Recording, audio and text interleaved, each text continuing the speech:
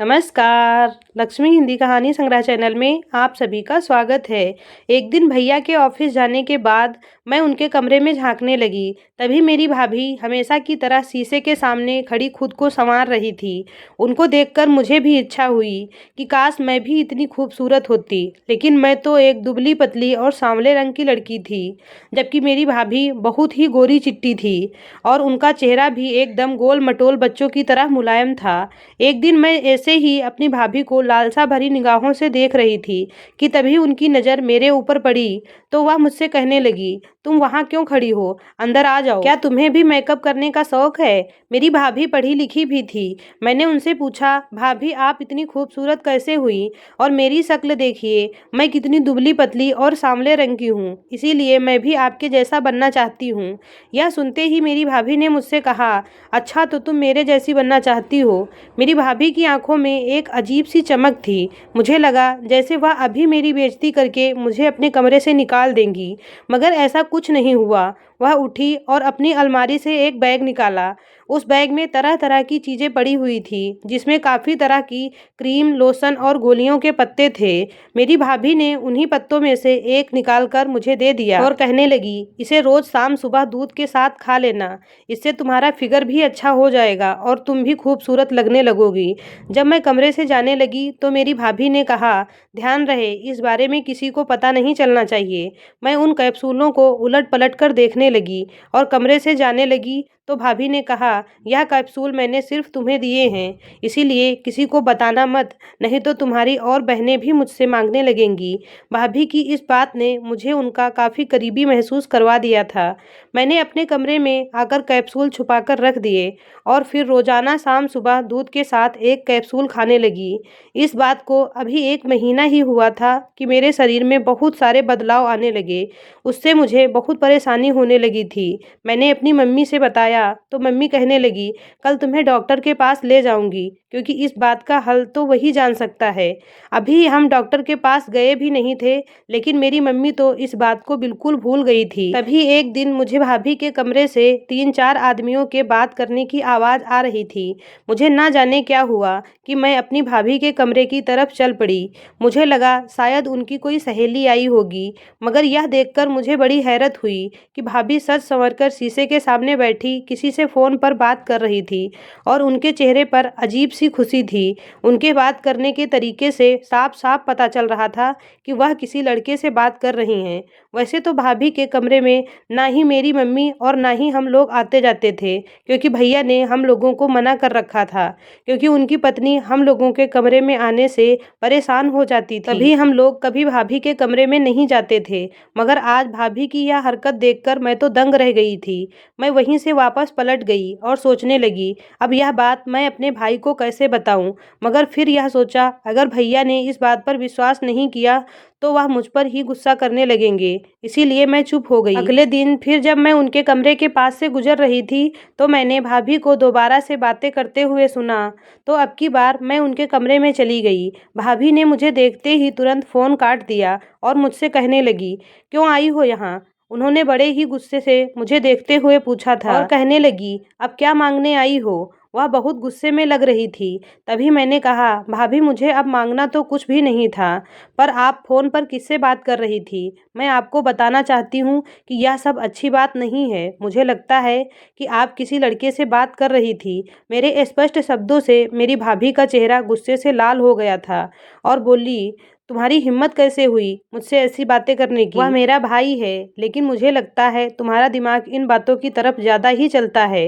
भाभी ने मुझे उल्टा ही सुनाना चालू कर दिया था। मैंने कहा, नहीं भाभी, ऐसी कोई बात नहीं है, लेकिन मैंने अपनी भाभी को किसी से फ़ोन पर यह कहते हुए सुना था कि अब मेरी शादी हो गई है, मगर अभी भी मुझे तुम्हारी बहुत याद आती है। मैं उस कमरे से चुपचाप निकल गई। मैंने सोचा कि मैं भाभी को फिर कभी दोबारा सबूत के साथ समझा दूंगी और फिर मम्मी मम्मी को भी बताऊंगी। मगर इस बात की नौबत ही नहीं आई। शाम होने वाली थी और मेरे भैया के घर आने का समय हो गया था। तभी मैं अपनी भाभी के कमरे में गई तो देखा उन्होंने अपना हुलिया कुछ अजीब सा बना रखा था। उनके चेहरे पर मिट्टी लगी हुई थी और उनके कपड़े भी गंदे थे। ऐसा लग रहा था जैसे भाभी ने दिन भर धूप और मिट्टी में ही काम किया हो। तभी मेरे भैया घर के अंदर आए। उनके घर में आते ही भाभी ने शोर मचा दिया और रोना धोना शुरू कर दिया। यह देखकर हम सब भी परेशान हो गए। फिर मेरी भाभी भैया को कमरे के अंदर ले गई। लेकिन जब थोड़ी देर बाद मेरे भैया कमरे से निकले तो उन्होंने मेरे गाल पर एक थप्पड़ मार दिया। मुझे तो पता भी नहीं था कि मेरा कसूर क्या था, जबकि मेरे भाई को यह ख्याल रखना था कि मैं बिना बाप की लड़की थी। मेरे पापा की मृत्यु के 10 साल हो चुके थे। हम 2 बहनें और एक भाई था। अब हम सबकी जिम्मेदारी हमारे बड़े भाई पर ही थी। मगर आज मेरी भाभी ने जो काम किया था वह तो मैं कभी सोच भी नहीं सकती थी। उन्होंने मुझे भाई से बिना गलती ही पिटवा दिया था। मेरे भाई ने मुझे मार मार कर अधमरा कर दिया। मेरा रो रो कर बुरा हाल हो चुका था। मैंने सब कुछ भगवान पर छोड़ दिया था, मगर शायद भगवान को कुछ और ही मंजूर था। अभी इस बात को गुजरे हुए 15 दिन भी नहीं हुए थे कि मेरे पेट में बहुत तेज का दर्द होने लगा। रात का समय था और मैं अपने कमरे में लेटी हुई थी कि अचानक मेरे पेट में तेज दर्द होने लगा। पहले तो मैंने इस दर्द को ज़्यादा गंभीरता से नहीं लिया, इसीलिए मैंने पानी पिया और दर्द बंद होने का इंतजार करने लगी। मगर फिर भी दर्द में कोई फर्क नहीं पड़ा। फिर मैंने दर्द की एक गोली भी खाई, मगर मुझे उस गोली से भी आराम नहीं हुआ। मेरी हालत खराब होते जा रही थी। इसीलिए मजबूरी में आकर मैंने मम्मी के कमरे का दरवाज़ा खटखटाया। मुझे बहुत डर लग रहा था कि इस वक्त अगर मेरे भैया जान गए तो मुझे इस बात पर बिना वजह ही डांट पड़ जाएगी। मम्मी ने दरवाज़ा खोला तो मैंने उन्हें सारी बात बताई। मम्मी ने मुझे अपने कमरे में बैठाया और गर्म पानी पिलाया। फिर दर्द की एक गोली दी, लेकिन फिर भी मेरा दर्द बढ़ता ही जा रहा था। मुझे इस तरह का दर्द जिंदगी में पहली बार हुआ था। फिर मेरी माँ को मजबूरी में मुझे अस्पताल ले जाने के लिए सोचना पड़ा, मगर रात के इस समय हम अकेले नहीं जा सकते थे। इसीलिए मम्मी ने भैया को जगाया। भैया आंखें मलते हुए उठे। उनके पीछे पीछे भाभी भी आ रही थी। उनको देखकर ऐसा लग रहा था जैसे वह मेरे दर्द का मजा लेने आई हों। उनके चेहरे पर एक अजीब तरह की मुस्कुराहट थी। उन्हें देखकर लग रहा था कि वह मुझे दर्द में देखकर हंस रही हों। इस समय मैं बहुत ज्यादा दर्द में थी, इसीलिए अपनी भाभी की चाल अभी समझ नहीं सकती थी। मुझे सब लोग अस्पताल लेकर आए। हमारे घर से थोड़ी दूरी पर ही एक छोटा सा अस्पताल था जो रात के वक्त खुला रहता था और यहाँ पर अधिकांश औरतें ही आती थी। मम्मी मुझे अंदर लेडी डॉक्टर के पास ले गई तो उन्होंने मेरा एक छोटा सा टेस्ट किया। उसके बाद उन्होंने तुरंत ही मुझे दर्द का इंजेक्शन दिया। थोड़ी देर में ही मुझे दर्द से आराम मिल गया था। फिर एक नर्स मेरी रिपोर्ट लेकर आई। उसने मम्मी की तरफ एक नज़र देखते हुए मुस्कुराकर कहा, मुबारक हो, आपकी बेटी माँ बनने वाली है। यह खबर सुनते ही मैं तो दंग रह गई और मेरी मम्मी की हैरानी की तो कोई सीमा ही नहीं थी। उस औरत के मुंह से यह बात सुनकर मैं चीख पड़ी, क्योंकि मैं जानती थी कि वह झूठ बोल रही है। मैं इस तरह की लड़की नहीं थी। मुझे तो मर जाना कबूल था, लेकिन अपने घर की इज्जत के साथ खिलवाड़ करना मुझे मंजूर नहीं था। सुबह होते ही यह बात मेरे भैया तक पहुंच गई थी। उन्होंने मुझे मारना पीटना शुरू कर दिया। यह सब देखकर मेरी भाभी बहुत खुश थी और कहने लगी, देखो मैं हरदम कहती थी कि आपकी बहन किसी से छुप छुप कर मिलती है, पर आपने मेरी एक भी बात नहीं सुनी। अब देखो मेरी बात ना मानने का अंजाम। अगर वक्त रहते ही मेरी बात पर ध्यान दिया होता तो आज ऐसा कुछ नहीं होता, लेकिन तुमको तो अपनी लाडली बहन पर अंधा विश्वास था।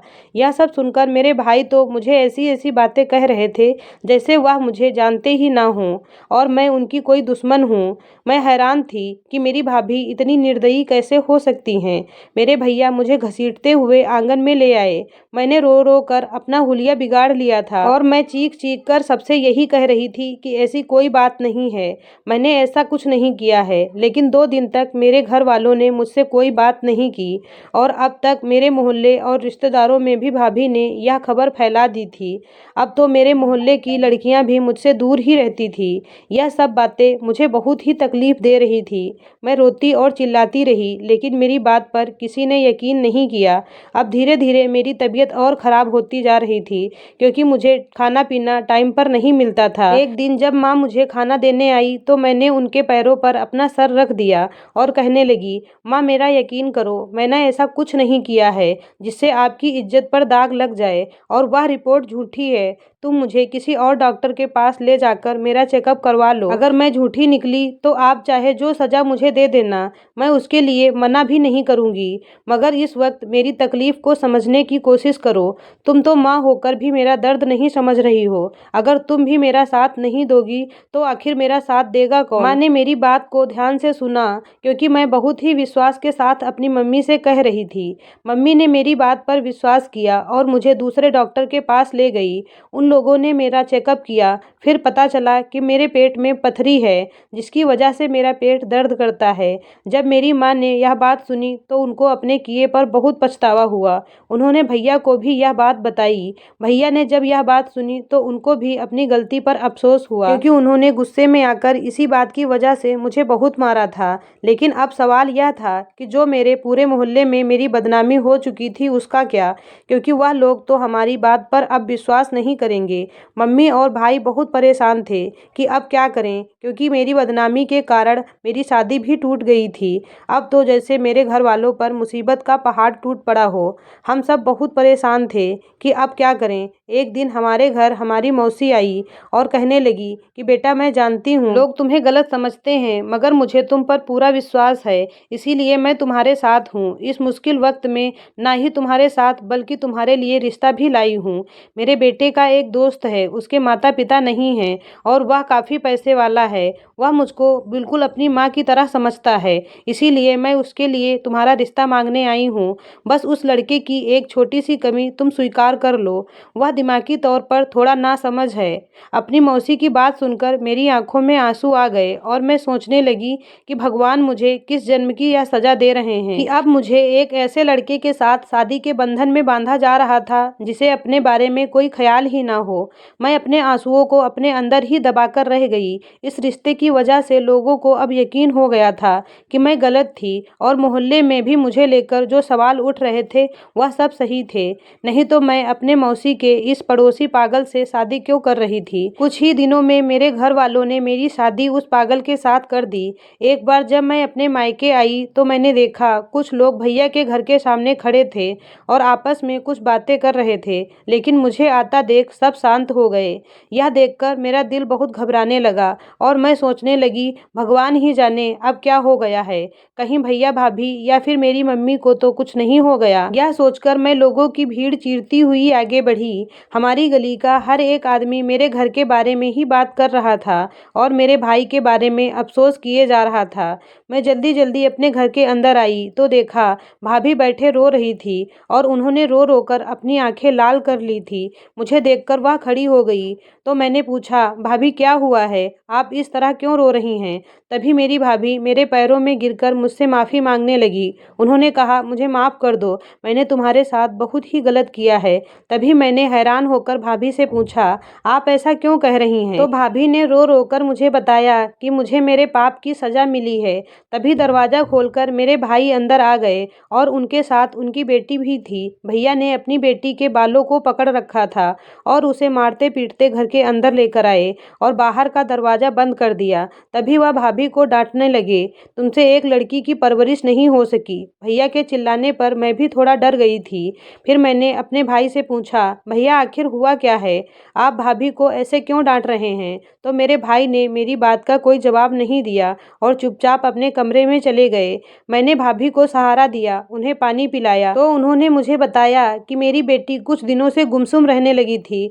फिर जब मैंने स्कूल में जाकर पता किया कि शायद कोई परेशानी हो, तब स्कूल वालों ने मुझे बताया कि आपकी बेटी तो स्कूल आती ही नहीं है, इसे तो स्कूल आए हुए काफ़ी दिन हो गए। यह सुनकर हमारे पैरों तले जमीन ही खिसक गई। हमने कभी सपने में भी नहीं सोचा था कि मेरे बच्चे मुझे इस तरह धोखा देंगे। मैंने इसकी सहेलियों से पता किया तो पता चला कि यह किसी लड़के से रोज़ मिलने जाती है।